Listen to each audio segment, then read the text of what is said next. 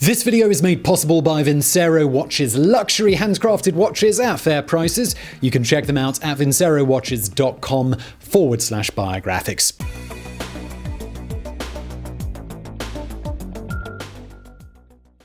He was a king whose reign outshone even the sun. Louis XIV of France was one of history's major monarchs, ruling with absolute power for nearly 3/4 of a century. In Europe, the length of his rule is unmatched. Globally, his reputation is nearly unparalleled. Under the Sun King's watch, the French experienced the Grand Siècle, or the Great Century, a period Voltaire called one of the great centuries of civilization. Art, culture, and fashion all flourished. Versailles was built. Power was centralized. Along its borders, France expanded, becoming the undisputed focal point of European life. But was there more to the reign of Louis XIV than a shiny French utopia? Born into a time of civil strife, Louis was a product of war. He fought constantly against his neighbors, against Protestants, and against the world. And even as his armies racked up victories, they sowed the seeds of Le Grand Siècle's bitter end. One of the great towering figures of history, this is the complex life of France's brightest royal star.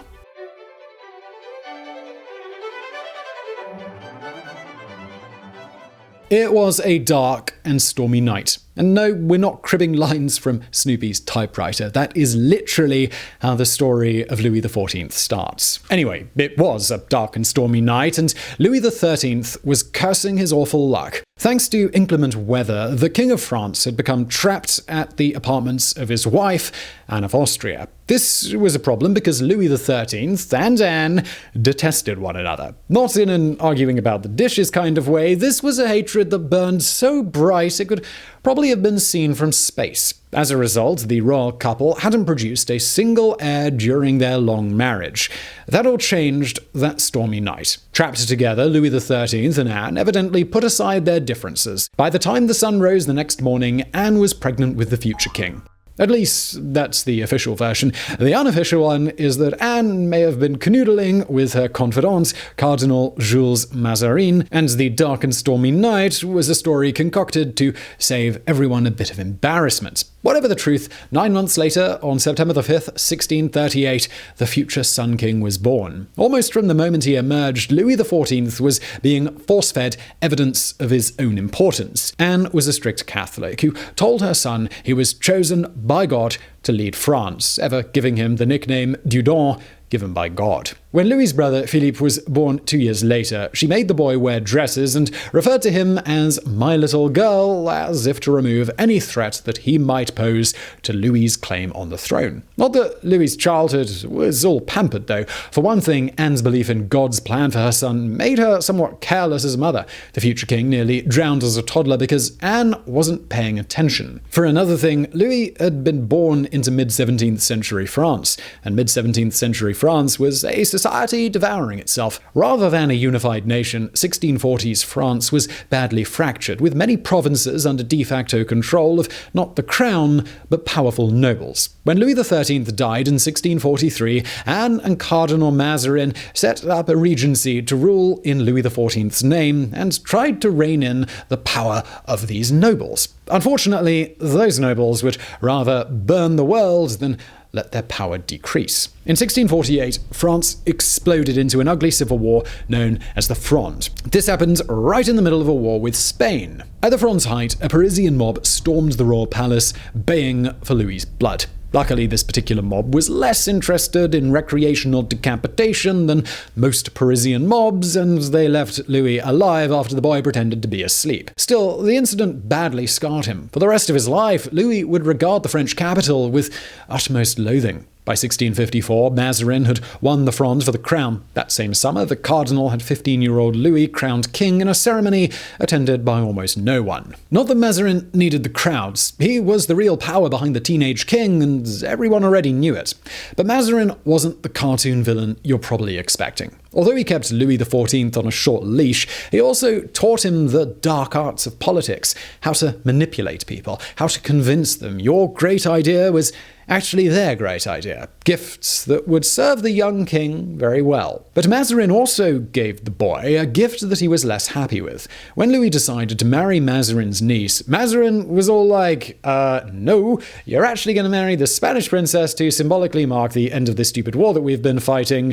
Just deal with it. And that was how, in 1660, Louis XIV came to marry Maria Theresa of Spain, a woman he hated only marginally less than his father had hated Anne. But if this seemed like an ignoble start for the king who would be the most celebrated in French history, just know that it's not going to last. Less than 9 months after his unwanted marriage, Louis would be stepping out from behind Mazarin's shadow and in to the blinding sunlight.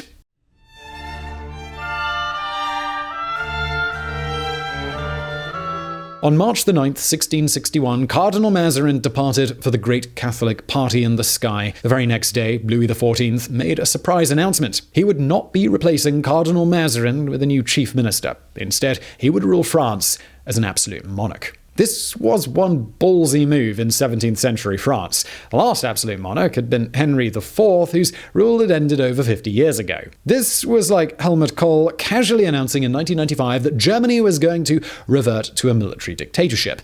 How the hell would such a thing even be possible?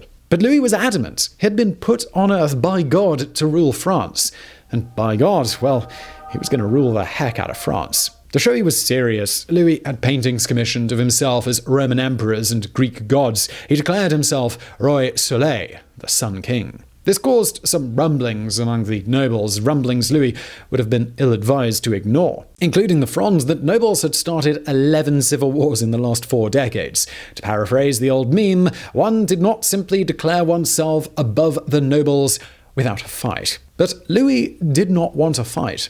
No, his plans for conquering the nobles involved using the subtle arts that Mazarin had taught him. But first, he needed a place to do it. Construction on the Palace of Versailles began in 1661, using as its core an old royal hunting lodge some 20 kilometers outside of Paris. Remember how he had said Louis hated Paris? Well, Versailles was an expression of that hate. 20 kilometers away may not sound like much, but when your main form of transport is horse-drawn carriage, it sure feels a lot longer. And that was kind of the point. Louis wanted to separate himself from the capital. He also wanted to separate his court from anywhere the nobles might have allies. If he could lure them away from their power bases, if he could dazzle them with opulence, if he could occupy their brains completely with courtly life, well, then they might not have enough time for civil war. At first, Louis's clever plan, it didn't quite pan out. Nobles declared Versailles is a mistress without merit, a way of saying that it looked like a building site and there was nothing to do. But the Sun King didn't waver in his course. Although the court moved around endlessly in these days, it kept coming back to Versailles. And when it did, Louis ensured there was enough to occupy even the most Machiavellian mind. There were hunting trips, gambling, parties of such extravagance that engravings were made and sent as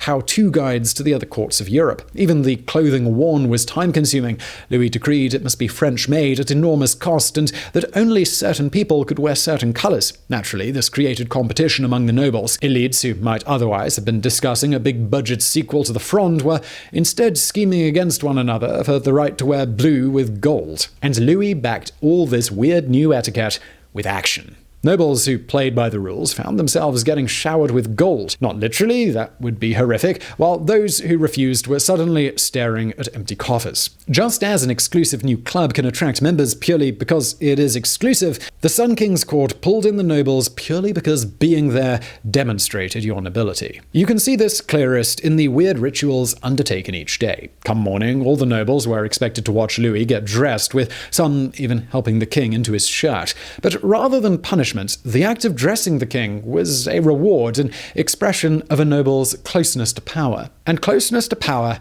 meant money. Before long, Louis had the nobles where he wanted them, fighting over objectively ridiculous rituals while he floated serenely above it all like some kind of ancient sun god. It was the first big step on the road to le Grand Siècle. It wouldn't be the last.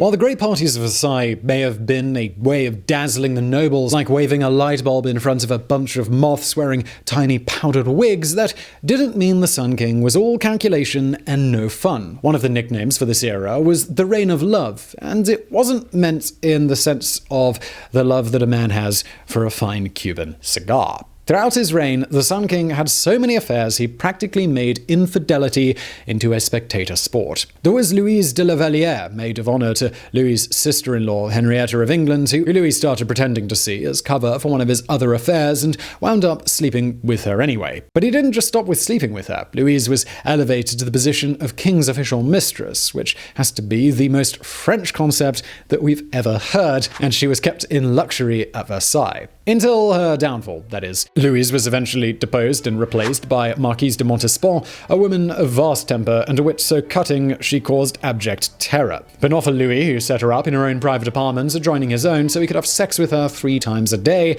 a habit that resulted in them having 7 children. Louise, meanwhile, was packed off to a convent to live out the rest of her life in isolation. When she eventually died, the king could barely manage a shrug of indifference. But while the Marquise became Louis's main lover, she wasn't the only one. That Henrietta of England we mentioned earlier, wife of Louis's brother Phillipe, well, Louis totally seduced her too. Not that Phillipe likely minded, as he was himself sneaking off for nighttime trysts with buff man's man, the Chevalier de Lorraine. In fact, this whole attitude of free love permeated the Sun King's court. Everyone was sleeping with everyone in a non-stop orgy of, well, orgies. But if that sounds kind of fun to you, just know that it was only for a tiny elite. Most of the regular folks of France were starving. Those working on the Versailles building site were barely making enough to afford food. Those who complained were thrown in jail. So yes, the Great Century was great for most people in the same way that the Great Depression was great for the average human, i.e. not at all. Still, it's not like Louis was only playing mind games and making love. Despite having an adultery schedule that would leave even Boris with an exhausted Johnson,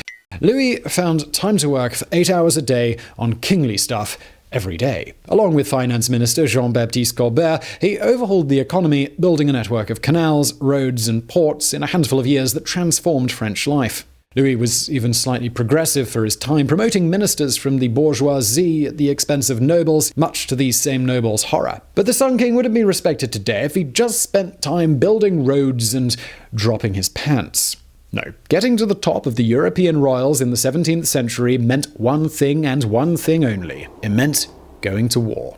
And just before we get into that, quick word from our sponsor today. If you want to look like European nobility but don't have the unlimited budget of that group, well, let me tell you a little something about today's sponsor, Vincero. I'm wearing one right now. This is the Vincero Rogue, but I've got a couple of others right here. This little table next to me. This is a Chrono S, and this is their take on a pilot watch. They're all great looking stuff. For the Chrono S, I went for a nice blue background, silver outside. The pilot watch, black strap, black back, black bezel, looking good. Also, this Chrono S is actually a 38mm. I've got little wrists, so they make different watches for different sizes. So look, it's a brand new year, so why not start it off right? Put some confidence in your step with a great looking watch. I think doing that can really set the pace for a whole year. And I know it seems kind of like a silly small thing that, in many ways it's just a watch, but it's so much more than that. A watch really, makes you feel good overall. And Vincero watches believe that luxury isn't about price or specification, it's about detail and craftsmanship, and Vincero watches,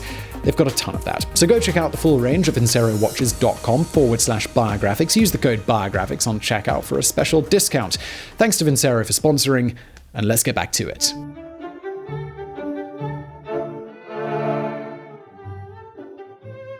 The issue with going to war is that even in an absolute monarchy, your subjects tend not to take very kindly to being told to die on a battlefield without good reason. With the economy expanding, France's Minister Colbert was eager to swallow up some new territory, ideally the Spanish Netherlands, what we'd today call Belgium and Luxembourg. But while that was a good enough reason for Louis and Colbert, it wasn't for the public. So the Sun King set about finding a reason. In the mid-1660s, Louis announced that his marriage to the Spanish Maria Theresa meant the Spanish Netherlands should, for complicated dynastic reasons, belong to him. It was clearly the French king grasping grasping at straws, but it was also enough. In May of 1667, Louis launched the War of Devolution, which should perhaps become known as the unprovoked invasion of Belgium. Although the French made great gains, international pressure from England forced them to mostly withdraw, leaving the Spanish Netherlands in Spanish hands. But despite this setback, the war wasn't a failure. For one thing, the early French victories in the fact Louis had withdrawn under diplomatic pressure rather than in the face of great losses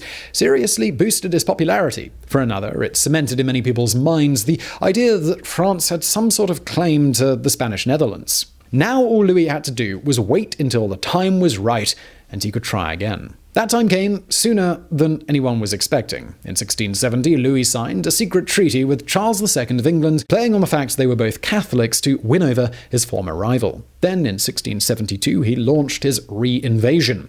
The new French attack on the Netherlands was so successful it's still known in Dutch history as Rampjaar, or the Year of Disaster. It didn't help that in 1674 the British joined on Louis's side, leaving the former Dutch ally out to dry. It wasn't until the Dutch leader, William of Orange, married Charles II's niece that England abandoned Louis and the war ended. By that time, though, Louis had gotten what he wanted. The gains made by the French armies in the Franco-Dutch War effectively created the modern French-Belgian border. Louis snatched towns and cities from the Spanish Netherlands that would remain French until today. Although he hadn't delivered the hammer blow against the Dutch he was hoping for, Louis returned from the war at the height of his powers. In Paris, he was given the nickname The Great, and people lined up to sing his praises. Finally, it was here, the zenith Louis had imagined when he became an absolute monarch all those years ago.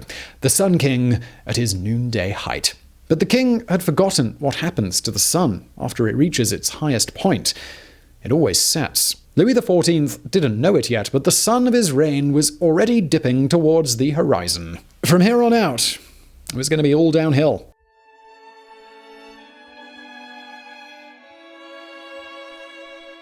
From one perspective, the early 1680s should have been a time of triumph for Louis.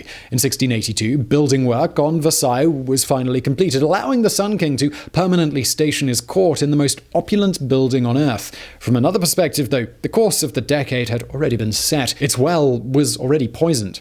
The trouble started in 1679.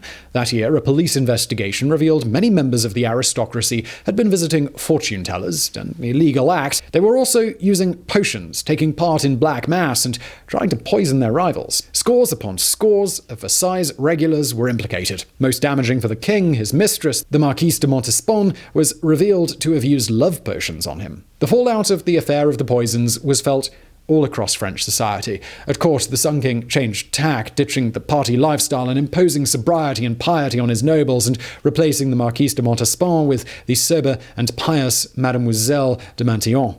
Of course, this was just for the eyes of the public. Behind the scenes, everyone kept on gambling, drinking, and having affairs. But it left a nasty taste in the mouth, one that poisoned the public against France's elites. But if the affair of the poisons was a catastrophe Louis couldn't predict, the next disaster, well, that was of his own making. Way back in 1598, Henry IV had signed the Edict of Nantes, granting rights to the Protestants of France. Known as the Huguenots, they numbered around 1 million, most of them skilled artisans. In the 80-plus years since, they'd integrated into French society. But when the extremely Catholic Louis looked at them, he didn't see a group with a valuable skill set. He saw outsiders, invaders, a swarm of good-for-nothings. So the Sun King decided to do something about that. In 1685, Louis revoked the Edict of Nantes, replacing it with the Edict of Fontainebleau. Suddenly, tolerance was out and persecution and murder was in. Huguenot churches were destroyed, schools were closed, Protestants were sent into internal exile, and those who refused to go were executed. It was a cruel, senseless policy. It was also a spectacular own goal. As news of Louis's decrees spread, outrage swept the Protestant nations. Refuge was offered for the Huguenots in Prussia and parts of the Holy Roman Empire in England. It's actually from these fleeing Huguenots that English gets the word refugee, and that's not all England got. Of the tens of thousands of refugees that came to England, almost all of them carried some vital skill. France lost so many of its best craftspeople that entire industries suffered. It's thought that today the Edict of Fontainebleau set sectors of the economy back decades. But from Louis's perspective, it had an even worse effect. Over in the Netherlands, the Protestant William of Orange was getting jumpy. Revoking the Edict of Nantes might be a warning sign Louis was going to invade again. To top it off, England had just coronated the staunchy Catholic James II. Without England on side in any future war, William knew the Netherlands was lost. So he decided to force England onto his side. In November 1688, William of Orange set sail at the head of a huge invasion force. If you ever heard that 1066 was the last time Britain successfully was conquered, that's only because William of Orange's victory was so quick that everyone forgets it. Within weeks of William's landing at Torbay, James had been captured and the entire country turned pro-Orange. The thing is, Louis could have almost certainly stopped the Glorious Revolution. Had he done so, he would have gained a Catholic ally in James II and a chance to crush the Protestant Dutch. But Louis was simply too arrogant to believe that God wasn't on his side, that England's Catholics wouldn't rise up and overthrow William. By the time he realized what a geopolitical screw-up he'd just committed, it was too late. Without a drop of blood being spilt, William and his wife Mary were made joint monarchs of England in January 1689, and just like that, Catholicism in Britain went into terminal decline. And just like that, Louis's fortunes went into terminal decline too.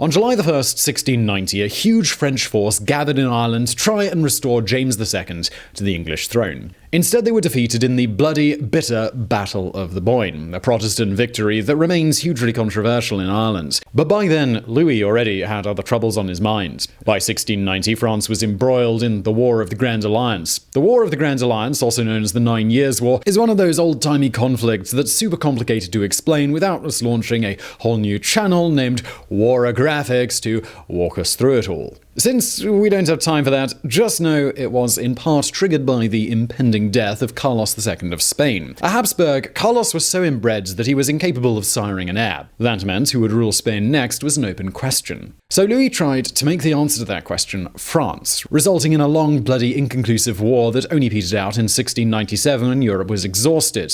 And what was the worst part? Well, everyone was about to do it all over again. 3 years after the War of the Grand Alliance ended, Carlos died for real, and Louis declared his own grandson Philip the new king of Spain. To be fair to Louis, he knew grabbing the Spanish throne would lead to another European meltdown, but he felt he had no choice. What if one of his enemies grabbed it instead? So, with a heavy heart, Louis pressed the doomsday button on Le Grand Siècle. The 13 years of fighting that followed were less the great century and more the crappy decade. France's forces were decimated. Territory was lost. At the same time that France was suffering on the world stage, the Sun King was suffering in private too. As the war progressed, Louis's son, 2 of his grandsons, his great-grandson, and his great-granddaughter all passed away. In public, the energy of the Sun King's early years faded away, replaced by a melancholy that seemed to turn everything a dull midwinter grey. Remarkably, this misery actually won Louis public support. It was said the king was carrying the nation's entire grief in this time of war. When the War of Spanish Succession finally came to a close in 1714, the Sun King had almost faded away. While a late surge by the French had allowed them to keep Louis's grandson on the Spanish throne, it still felt like a failure. Philip had been excluded from the line of French succession, meaning Louis's dream of a unified France and Spain could not be realized. Not that Louis had much longer left to dream anyway. Louis XIV fell deathly ill at Versailles in August 1715. On his deathbed, the Sun King famously confessed to his surviving great-grandson, the future Louis XV, that he'd gone to war for vanity's sake and that his grandson shouldn't be like him. Then, with his final breaths, he declared, "I depart, but the state will always remain." The Sun King died on September 1st, 1715. At the moment the sun set on his reign, Louis XIV had been on the throne for 72 years and 110 days. When he first became king, France had been a divided state, the French monarchy a second-tier power. Now, as dusk finally fell, it was across a France at the height of its powers. Paris was the global center of fashion, art, culture. But if Louis thought in his last moments that the story ended here, he was wrong. Over the next 74 years, the system of government Louis had set up would ossify into the Ancien Regime. In 1789, it was this regime that was overthrown in the greatest European upheaval of all, the French Revolution. But that's for another video. For now, it's simply enough for us to bid farewell to Louis XIV, to perhaps the greatest French king to have ever lived. He may have made mistakes. He may have been an autocrat. But the Sun King's life is destined to forever shine throughout history, visible even into the far distant future. For a king as egotistical as Louis XIV, well, that's exactly what he would have wanted. So I really hope you found that video interesting. If you did, please do hit that thumbs up button below and don't forget to subscribe. Also, why not check out another channel from me called Geographics?